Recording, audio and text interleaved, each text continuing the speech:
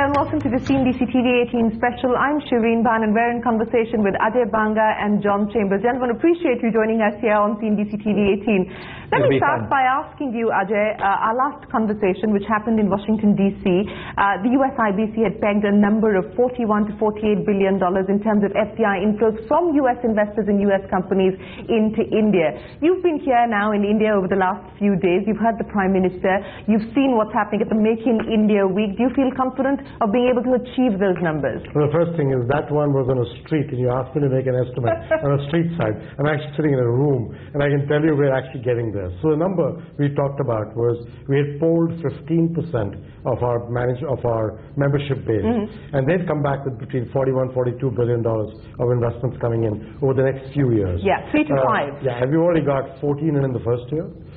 John actually was getting numbers put together the other day. He's a numbers guy, and he now knows this next period of time another 22 odd million will come in. We should be getting to close to 40 over these 2 or 3 years. So I think that's just the 15%. We'll probably cross by that number. We could better that number? We could. Now, but I'd say one thing to you. It's a big number in some ways. For a country the size of India and for the opportunities that India represents, there's more that can come over the next 5, 7, 8, 10 years if India keeps doing all the things it's trying to. Okay, I'll get to that in just a bit, but John, let me pick up on this conversation with you because you've been an old India bull, so your love affair with India... Well, let's not talk about age, but I've been a believer in India for a long time. and the love affair has only intensified? It has. You worded it very well. 10 years ago, we bet on India as our second world headquarters. 18 months ago, we said that if you're going to bet on one emerging market in the world, it should be India. And a lot of people hesitated when we said that. Today, that looks pretty smart. Today, however, we're betting again. We're doubling down one more time on India. And we announced our manufacturing growth here in India, and we said we're going to be committing to manufacturing. We've completely aligned with the digital agenda of the Prime Minister. And if you watch, India is further ahead than any major large country in terms of what a digital India means in terms of GDP growth, job creation, inclusion, smart cities, how you change the economy, how you become a startup India, how you become perhaps the one country in the world that really grows GDP growth at 7 to perhaps 10 or 11%, and does so not at the expense of the environment. And so we see all the things going right in India. We're realistic on the challenges, but India is so much better positioned than any other country in the world for GDP growth over the next 2 years. It's exciting.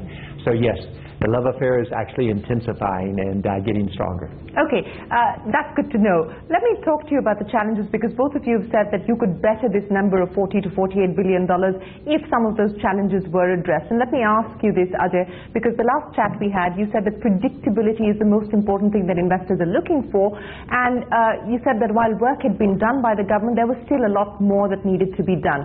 I ask you this in the context of the development of the day, which is Vodafone being sent a tax reminder by the Indian Tax Department and putting out a very strong statement. In fact, Vodafone says there's a disconnect between the Tax Department and what the government says and does, because the Prime Minister, speaking in Mumbai, promised that the government will end tax terrorism. There will be no going back to the days of retrospective taxation. Does tax continue to be a major worry for investors, specifically in the US? So the way I think about this is that no one transaction or one issue determines the path on which a country is embarked. India is embarked on a path of providing predictability and consistency on tax policy. That's why these policy statements are being made by the PM as well as by Mr. Arun Jaitley over time. There's some tax cases, and I think Vodafone is one of them, although I don't know enough about Vodafone. Sure. They're not a US company. They're not really part of the US-India Business Council. But they are... So you're saying that this is not so much of an issue any longer as far as US investors are concerned? We would love to see GST go through, because that will enable enormous capabilities for companies in the space. I would love to get that to happen. But I think on the whole, we're quite satisfied with the fact that the Prime Minister has made remarks about not going forward with retrospective. I would love to find a way to get the old tax cases out and gone, so the overhang that stays on us all goes away. I don't know how easy that is, given that some of them are now in judicial systems. Sure. And you've got to go through and work your way through that. But I'm certainly looking for predictability going forward as well. Yes. And what's interesting, though, is you're on a transaction. What has changed on this visit, and what Ajay and I both are seeing, is we're beginning to see how the whole scheme comes together. So using a commitment to manufacturing in India and make in India, there were three major areas that for high-tech, high-end of high-tech to move on, you had to see changes. You had to see changes in terms of market access. You had to see changes in terms of cost parity. You had to see changes in tax policy. And we've seen movement in all three. Okay. And we would not have made the commitment we just did to India without those changes. Now, let's go to the U.S. as an example. You talk about problems with tax policy. We have not changed our territorial tax system to where the rest of the world is for a decade. Or our tax rates. Or our tax rates. Sort of higher. So you're seeing every country has to really say, how do they move faster? We've seen dramatic change in our visits here in every single one of the meetings without exception, and I'm more bullish on India now than I've ever been. Do they still have to move fast? We do. I mean, look, we're all voting with our wallets and our thinking. Yeah. So he's investing by setting up a manufacturing facility in Pune. We've bought two companies over the last 1 year, put in $250 million, actually in Pune and in Baroda, or Vadodara, and all our mobile payments technology development globally is now happening in India. 12% of my employees are now in India. It was 2% 7 years ago. So I think you can see that while nothing's perfect and no landing strip is perfectly paved, we're landing places. So you're pleased with the pace of change that's taking place at this point in time? I would love every change to be faster. Absolutely. As it is inside our company and as it is everywhere else. But there's real movement and there's real direction and there's real sincerity and transparency of purpose. But I think more important, anyone knows as a leader of a company, if you move fast without putting process behind it, it fails. And one of the reasons digitization does not work within a country or within a company is you don't change the organization structure. You don't make things in place so as you go fast you can really scale. You're seeing India do that in each of the categories. The key takeaway for me from the Prime Minister's speech at Make in India was very basic. He said, you take one step forward, we'll take the next two for you. Every meeting we were in, every one of the government leaders, interestingly enough, said, what are the three things that we can do better? And you see them moving with a speed that I wish other governments around the world would do. Sometimes nations, when you change, the most hesitant ones are people who are saying, India's always moved slow. Why is this different? And I think India has a chance to leapfrog its competitors, and I think it has a chance to be known, instead of for always being a slow follower, perhaps to be the fast innovator and leader. And again, repeating this common theme, we got that even more. The US IBC, Ajay and I are probably in agreement, we could do more in the next 5 years in terms of a true partnership between our businesses in India and the U.S. and our governments than we have in the last 40. And so that's the opportunity in front of us. So since we're talking about the partnership between the U.S. and India, Ambassador Richard Verma, the U.S. Ambassador to India, has said that 2015 has been a transformative year for India-U.S. relationship. That $500 billion bilateral trade ambition between the two countries. And he believes that we're perhaps closer to that number than we imagine or expect today. John, how do you see the next steps in order to be able to achieve that number? First, I think we're going to look back and say that number was too conservative. I think the steps are that India... Given where we are today, really? Even where we are today. And the steps are changing with such tremendous speed. When you have a country growing at 7% GDP growth, and probably no other country in the world is growing even at 5%, and you're talking about going to double digits, and you have an ability to partner between the business communities and the government communities, then I think you're going to see an acceleration actually occur.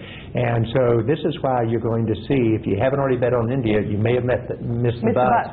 But the two coming together, I think, will actually accelerate. So it's much like digitization. When we said it's a chance to grow an economy by 1 to 3 points extra GDP growth, everybody thought that was too aggressive.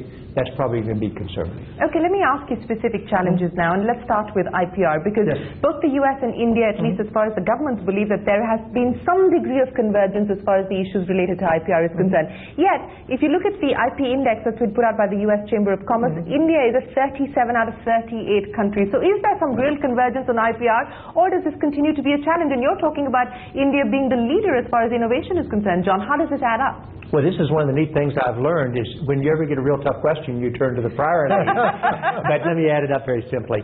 Let's use the U.S. as an example again. Intellectual property protection and the change in our patent laws, we've been trying to get those for a decade. and we still haven't moved aggressively. You're beginning to see the changes occur, and most of our members, maybe with a holdout of 5 out of 100, believe that the protection and the changes made are in the right direction. Ajay, take it the next step. Yeah, so my belief is that intellectual property development and protection is important not just for companies from overseas, it's important for domestic Indian companies as much as it is for us. This innovation agenda that you're pursuing, the fact that small businesses and startup India will be the future, those guys are going to need the same innovation protection that any one of us needs as well. Yeah. And I think the government gets that. So I would rather wait for the new IP policy to get announced. I think all the dialogue's been relatively constructive. Indices tend to measure the past. I'm interested in measuring where we're going. And our eyes are fixed on that space. So I'm really intrigued by what they're going to come out with. Okay. Generally constructive dialogue is what we've had.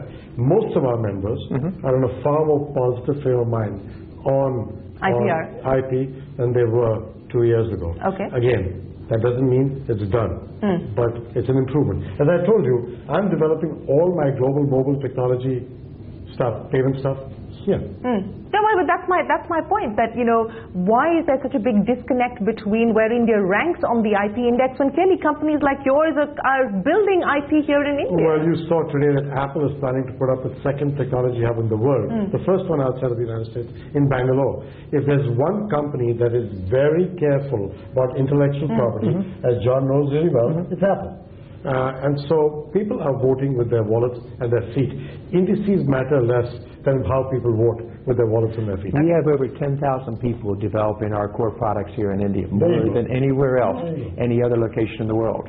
We trust the So you have to technology. sell the India IP story back in the U.S., don't you? Well, I think this is what the U.S. IBC can do better, is how do we put it together. Now, having said that, even when we talked about intellectual property here, each of the government leaders took our constructive feedback about what we can do better.